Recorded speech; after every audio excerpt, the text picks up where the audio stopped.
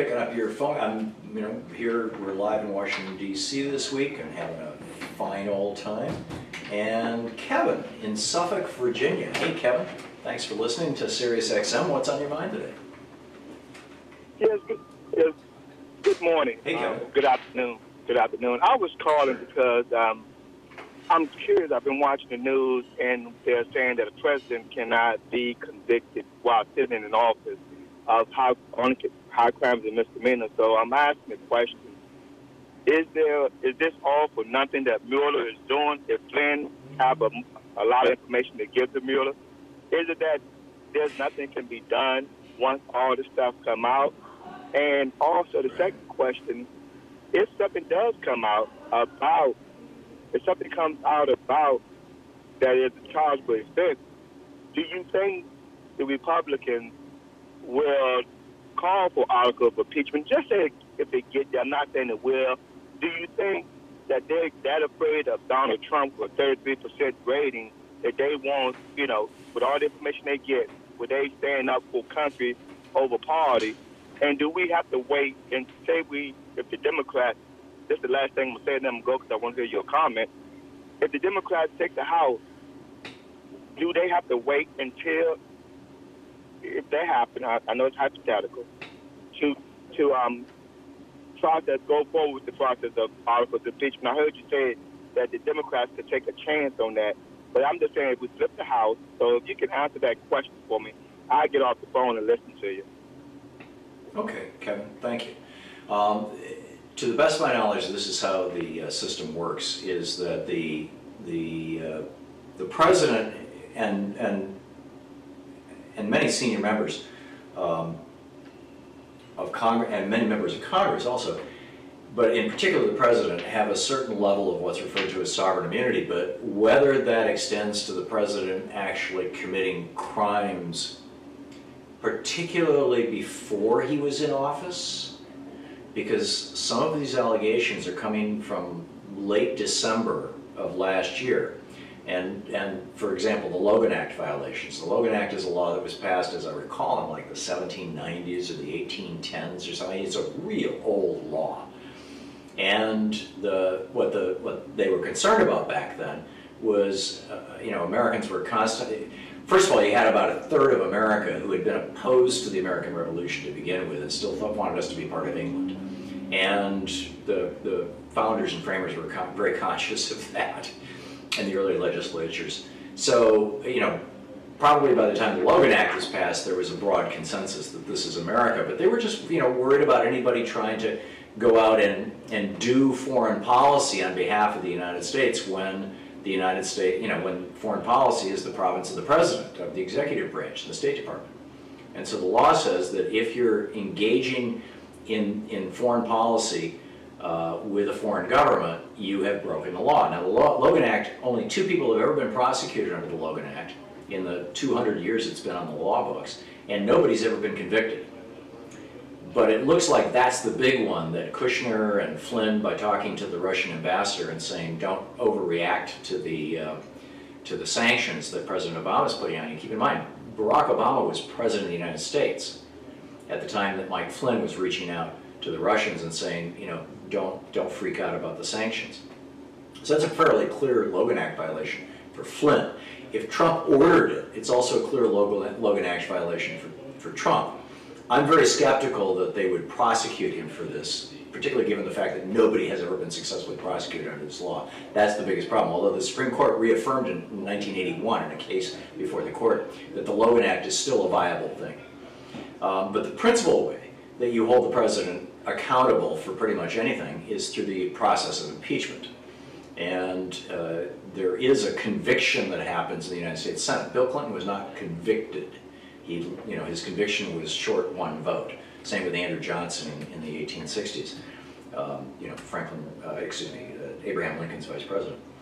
So it seems to me that the principal vehicle that we have to focus on would probably be impeachment. Now, there's a third option too that is not a criminal one. It's not a legal one. It's not using the courts. And that's the 25th Amendment. And that's if the Vice President and the Cabinet, or a majority of the Cabinet, agree that the president is not capable of fulfilling his duties of office. That's the phrase in the 25th Amendment, as I recall. And if they agree on that, then they submit that to the House of Representatives. The House of Representatives votes on it, and boom, the president is gone, and the vice president becomes the president.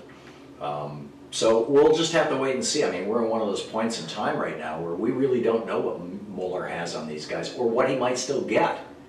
So there's still a ways to go, and let's just hang on. Jesse in Miami. Hey, Jesse, how are you today? Hey, hi, Tom. Hey, I think I know you're familiar with the speech Bernie gave over the weekend, and he mentioned that this tax cut bill is equivalent to like a class war.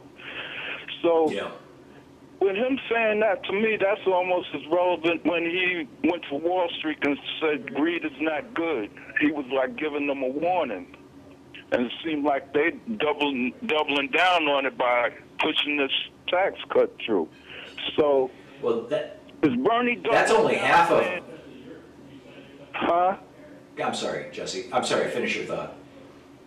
Yeah, no, I was saying, is Bernie doubling down by saying it's class war? You just had Cohen on with Our Revolution, and they still seem to be focused on the political move. I know everybody's, who know politics know that, political power comes through economical power, and power respects power. So if he's going to say these guys are doing class war, does that change the focus a little from being so strong on trying to get, politicians elected and start working more economically? Well, I would love to see more discussions of, rational discussions of economics in our political dialogue. The problem is that's arguably what we're having right now with this Republican tax scam, and it's such a dishonest dialogue. As long as we have billionaires sponsoring front groups that run ads on television saying to average working people, you're going to get a tax break, and not informing them that even if you do get a tax break, it's going to go away in a few years because we've got to make permanent the tax cuts for the billionaires and for the big corporations. We just don't have an honest political dialogue, and I know you know this, Jesse, and I think that that's the biggest challenge. The other thing, the thing that's the most outrageous, though, is, speaking of Bernie Sanders, is that Bernie introduced legislation during the debate on the tax bill. He introduced an amendment to the tax bill that simply said, we commit, well, I don't have the language in front of me, but basically it was very straightforward. Nothing that we do in this tax bill is going to harm Social Security, Medicare, or Medicaid in any way and may not be used to do so. Okay, basically it was like, we're putting a lockbox around Social Security, Medicare, and Medicaid. Even though we're cutting revenue to the government, those programs won't suffer. So, the effect of that would have been that if the government was running a larger budget deficit, that they would have two choices. They could either they could either raise taxes, or they could cut spending in anything other than Social Security, Medicare, or Medicaid, which probably means that they would go after the more obscure social safety net programs, which is what Republicans do, or maybe they would go after that $700 billion Pentagon budget. There's plenty of cash there. But in any case, Bernie put this amendment forward and said, if you guys are telling the truth, Donald Trump, when he was campaigning, he said, I'm going to tell you, everybody up on this platform is going to raise your taxes and pass that money along. Oh no, Bernie said everybody on this platform is going to cut Social Security, Medicare, and Medicaid. That was the phrase. And he said, and I'm not. Donald Trump said that. I'm scrambling everything here. So Trump campaigned on, I'm not going to cut Medicare, Medicaid, or Social Security. Bernie said, okay, prove it. You guys, if you all agree with Trump, just put this amendment in there. And the Republicans voted it down and got defeated. So that's the problem, Jesse, and it's a real substantial problem. That we've got to, this is just nuts. Johnny in Lamarck, Texas. Hey, Johnny, what's on your mind today? Can you hear me? Yeah. Hello? Hey, Johnny. I didn't hear you. Yeah, I hear you fine. Anyway, given the dire situation we have in Asia, in particular the radiation problem in Japan, and then with North Korea, that situation that could escalate to nuclear release.